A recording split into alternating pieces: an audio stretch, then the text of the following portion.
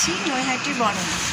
আর এখন এই সকাল 6:30, 6:10-15 হয়ে এসছে। তো এখন ট্রেন ধরবো দমদম স্টেশন থেকে। তো এখন ফ্যামিলির সাথে বেরোচ্ছি, মা আমি বাবা। চলো তাহলে। দমদম স্টেশন থেকে আমরা 1 নম্বর প্ল্যাটফর্মে শান্তিপুর লোকালটা ধরেছিলাম। আর আমাদের প্রায় 40 মিনিটের মতো লেগেছিল নৈহাটি যেতে ট্রেনে।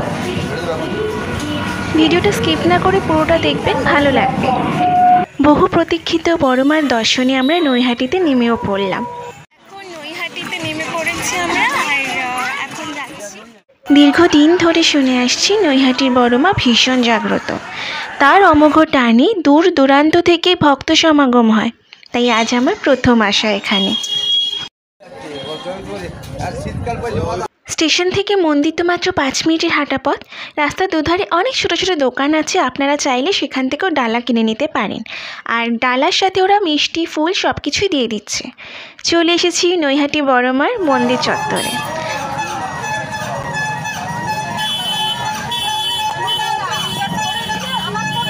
এই পূজা মিষ্টান্ন ভাণ্ডারটি হলো মন্দিরের ঠিক গায়ে। আমরা এখান থেকে আমাদের ডালাটা নিয়েছিলাম।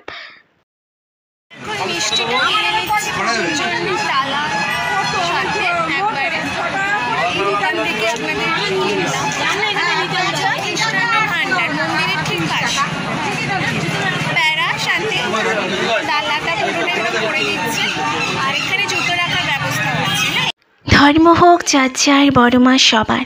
সত্যি এই টানেই তো হাজার হাজার ভক্ত ছুটে আসেন বড়মার কাছে।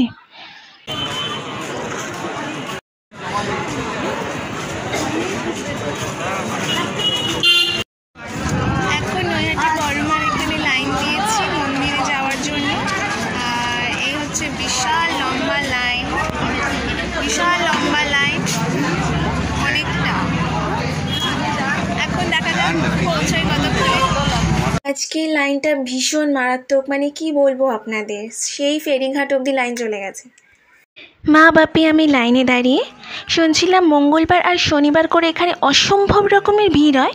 তবে আজকে রোববার কোনো অংশে শনিবারের থেকে কম লাগলো না আমার।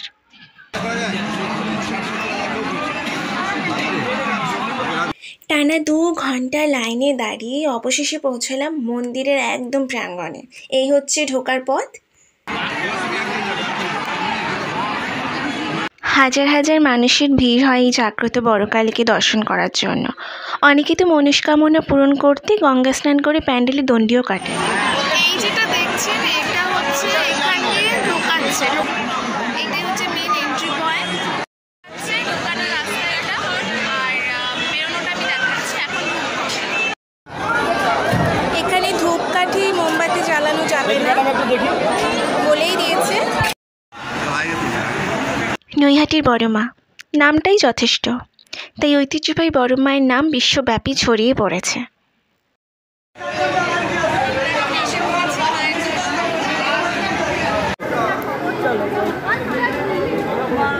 মন্দিরের একেবারে গর্ভগৃহে প্রবেশ করলাম। আর লাইন ভীষণ ভালোভাবে এখানে মেনটেন করা হয়। মায়ের কি অপূর্ব রূপ! কোষ্ঠী পাথরে তৈরি এই বিগ্রহটি।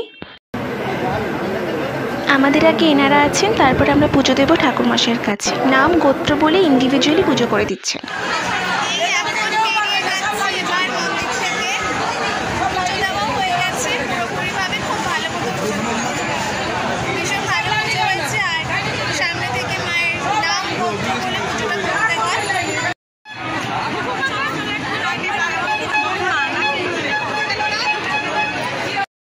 এই গেট দিয়ে বের করা হয় সকলকে পুজো দিয়ে। মন্দিরের বেরোনোর গেটের ঠিক পাশেই আদি ডালা ভাণ্ডার রয়েছে বলাকা। আপনারা এখান থেকেও চাইলে ডালা কিনতে পারেন। ও হ্যাঁ, আপনাদের বলা হয়নি, আমাদের যে ডালাটা আমরা নিয়েছি সেটা 101 টাকার মধ্যে আমরা করেছি।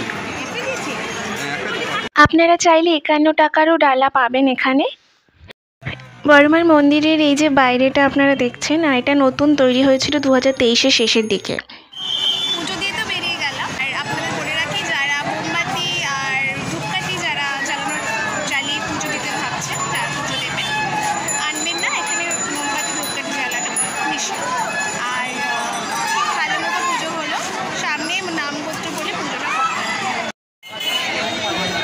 মন্দিরের বেশ কিছু নিয়ম আছে, আপনারা আসার আগে এই নিয়মটা পড়ে নেবেন, আপনাদেরই সুবিধে হবে। শাড়ির দোকানও রয়েছে অনেক মাকে দেওয়ার জন্য। ডালার সাথে যদি আপনারা শাড়িও দিতে চান, এখানে শাড়ি নিয়ে নিতে পারেন মাকে দেওয়ার জন্য। সকাল থেকে লাইনে দাঁড়িয়ে পুজো দিয়ে এবার তো কিছু খাওয়ার পালা, তাই কচুরি ইজ মাস্ট। মন্দিরের সামনে অনেক কচুরির দোকান পেয়ে যাবেন। আর আমরা 20 টাকার প্লেট নিয়েছিলাম, 4টে কচুরি আর সবজির সাথে সাথে মিষ্টি অ্যাড করতে চাইলে 30 টাকা প্লেট।